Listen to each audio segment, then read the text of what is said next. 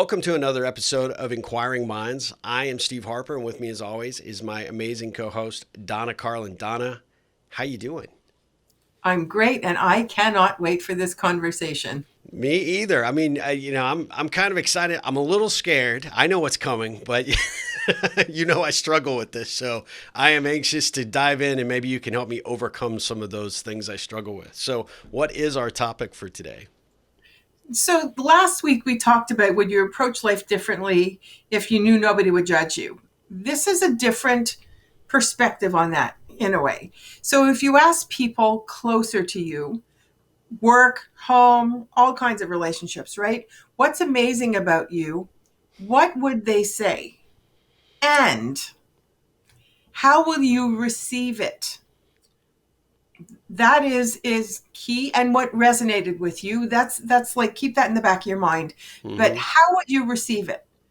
I want to go there, because how we receive it is whether or not it promotes more people telling us where we shine, or being Hmm. quiet about it because you're just going to discount it anyway. Mm. Yeah, I love that. It's an interesting topic for sure. I'm going to let you start while I think about this because you're brilliant. Mine might be incessant babble. I'm not sure exactly. No. I think we work well off each other and Yeah. these conversations. I always wonder, like, people say you help people find their point of distinction. What is that? And I say that's where you shine. Ben Zander, who was one of my favorite conductors in this world, who wrote The Art of Possibility, looks at how to bring animation to what it is that you're Mm. doing. He is just, I adore that man. That's from like my music days. And I think about Ben a lot because I was with a client from Intel actually at a conference. And he sat down next to me and he said to me, "What do you need a conductor for? The musicians know what they're doing. They're fantastic." I said, "Watch and wait." He brought these four students up who were brilliant musicians. Uh-huh. Technically, anybody could learn to play an instrument. That's it. And they could be very successful in how they play their instrument.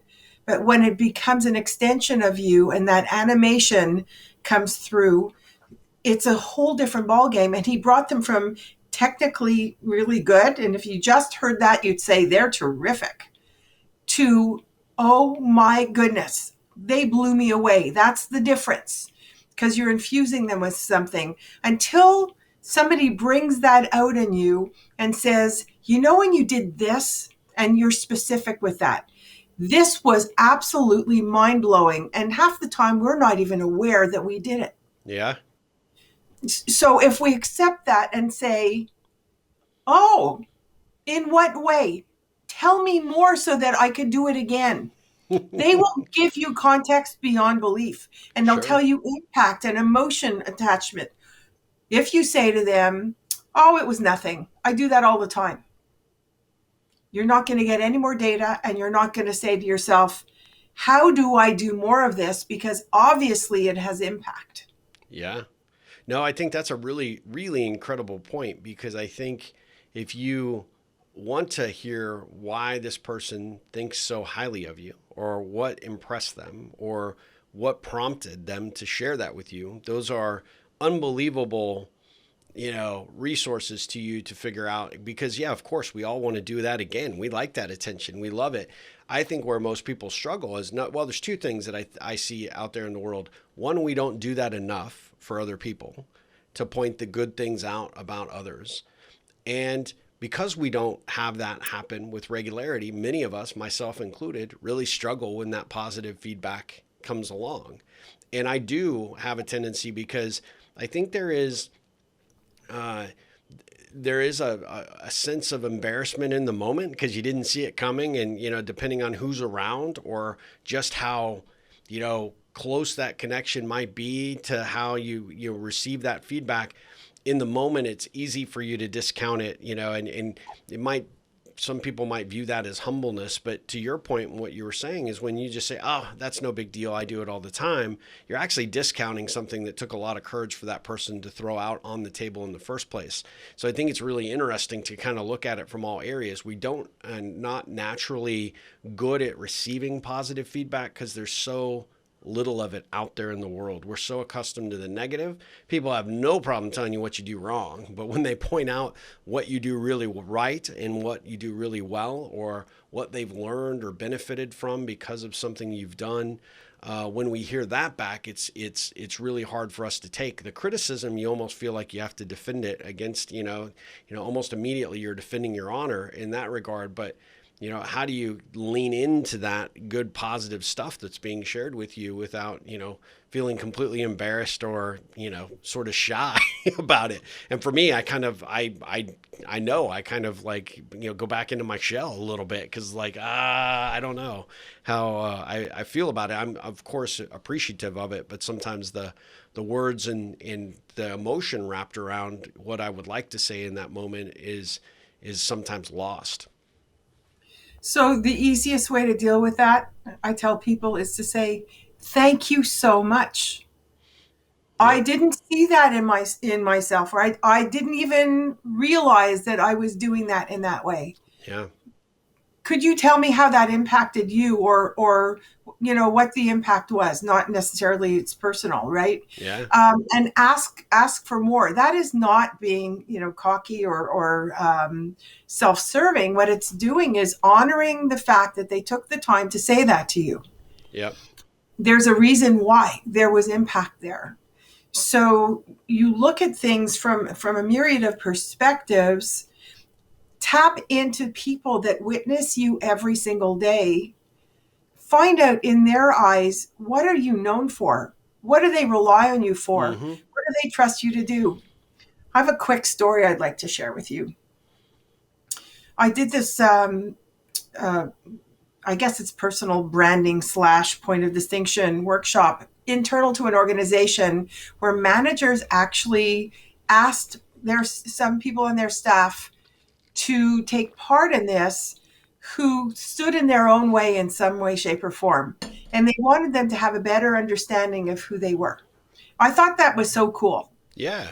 So, and they pretty much knew each other from the organization, not necessarily all of who they were and what they did, but they knew each other. They knew what their roles were and what areas they worked in and all that. This young woman walks in, and when I tell you, she was folded in on herself. That's how little confidence she had in herself. You could see she wanted to disappear. The only reason she was there is because her manager said, "You're going to this workshop." Yep. So she walked in, and I, went to greet her, asked her, what her name was. And the first thing out of her mouth, "I am a severe introvert." The first thing out of my mouth, "Is that what you want people to know about you? Is Hmm. that what you want them to remember about you?" And she did this. I said, "Okay, that's our starting point today." Yep. And I put groups together of 5 people per table, and they went around the table saying what they knew of these people, and a lot of it was superficial. I know you work for this part Yeah. of the organization, that kind of stuff. Then when it came to her, they asked her, "We know you work in this area. What specifically do you do?" So you filled in the gaps. So she said, "I enforce regulations." Could you imagine a severe introvert having to do that? She said that if they don't follow the regulations, we could be fined hundreds of thousands of dollars. It wasn't a joke. So we have to make sure that they, meet all the standards, that Sure. kind of thing. And they're discussing, and I'm wandering around seeing what they're coming up with, because they need to come up with a title that they're going to own. It's their own label. As Yeah. far fetched, as crazy as it would be, that would define them in their eyes, right? By the time this workshop ended, it was like 3 hours. She stood up on her chair, put her hands on her hips, and she said, "I am the enforcer." And the whole room sort of stared at her and said, "Who kidnapped her and what did you do with her?" I said, "She Yeah. finally found her Yeah. identity." like she's protecting the organization from getting fined left, right, and center. And she knew the purpose behind her work. Went back to her boss's office at the end of the day, and he said, how did it go? Like afraid that she was going to quit because, she really didn't want to do this. She did the same thing with her manager, put her hands on her hips and said, I am the enforcer. Don't screw around with me. And he called me 5 seconds later and said, what did you do with her? How did you kidnap her? I said, the bottom line is she listened to the feedback from the people around the table who said to her, your work is critical. How you do it only stands in your own way because you're so timid. Who's going to listen to somebody who isn't confident in what they have to do? She listened, adopted it, and actually created that label or name for herself as the enforcer and owned it. Right? So listening to feedback doesn't only feed your ego in some way. It does. There's no question. But it could totally direct you towards who you are and have to be. Yeah, that's great. I mean, I think that's what a powerful story, and how empowering for her, right? And just that's amazing, and that's how quickly it can turn, right? When you can That's right. get the right kind of input, the right kind of feedback. I mean, for those folks that are listening to the podcast, or watching this on video, that's the power of what, putting your employees through these types of activities, to asking these types of questions, to start having these types of conversations, how quickly somebody's perception can turn on a dime. And that's a critical example of just how powerful that is. So really, really good. I always, when I'm engaged in a organization and trying to get the lay of the land or a familiarity, I always ask people, what's the one superpower that you don't get to use at work? What do you have that, people would be surprised to learn? And it's amazing how, when you share that with, a group, maybe a department you work for, or an organization that only knows you for the job, task, and, the, particular role, responsibility that you have, when you actually say, well, I'm really a good writer, or I'm a really good creative person, and people start seeing you from outside of that role and responsibility, a lot of times, if you have an engaged leadership team, they'll start recognizing you've got folks with talent that you're not leveraging. And it is funny because we all know what we want other people to know about us, but we never share it because the opportunity really never comes about.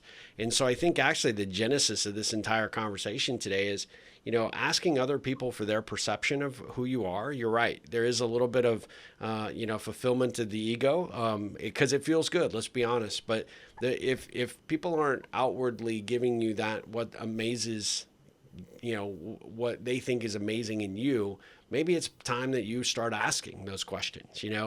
Start asking how people perceive and what they perceive about you and why you do what you do, and ask for that feedback, just like you would with a manager. What do I need to do to perform, and do a better job? What should I, how am I doing? That regular check-in, but asking those folks, how do you view me, right? And what do you think is unique or special about me? Because I would love to know, because I would like to shine through in a bigger capacity in those, in those efforts.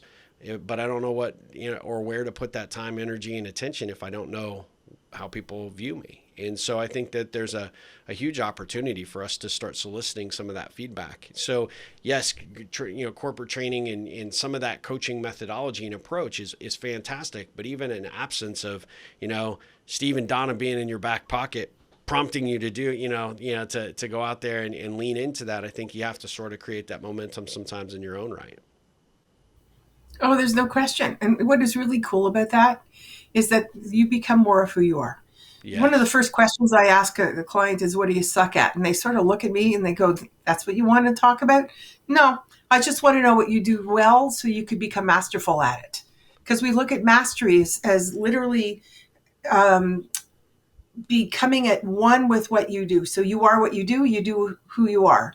And it's at one with who you are. Having these conversations helps you Do more of what you already do well, what people Yeah. rely on in you, the talents they see in you, so that you could say, you know what, I could approach this like you did your keynote the other day, um, to give them what they needed to speak to the situation in the moment, the environment that we're living in the moment, and not have anything canned.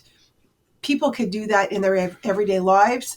And we talked about this in one of our previous episodes. What is your Yeah. intention in every role of your life?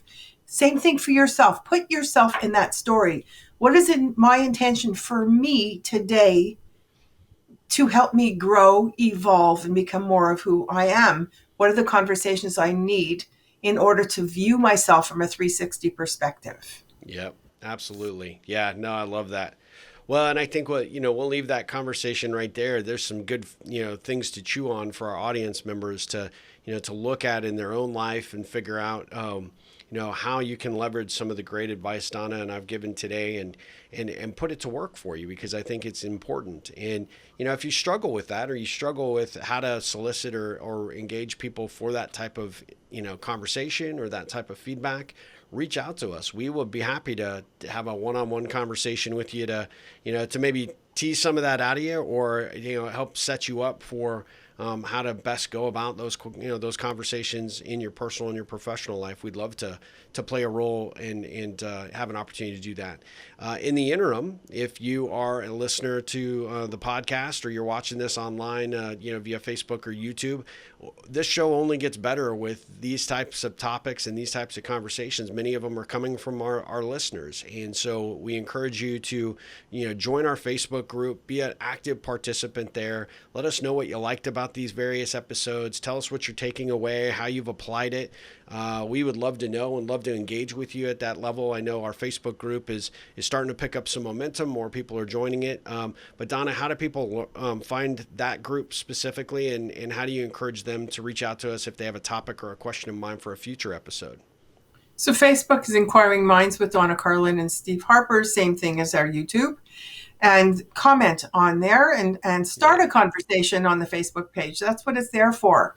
You could get us on our websites and contact us individually.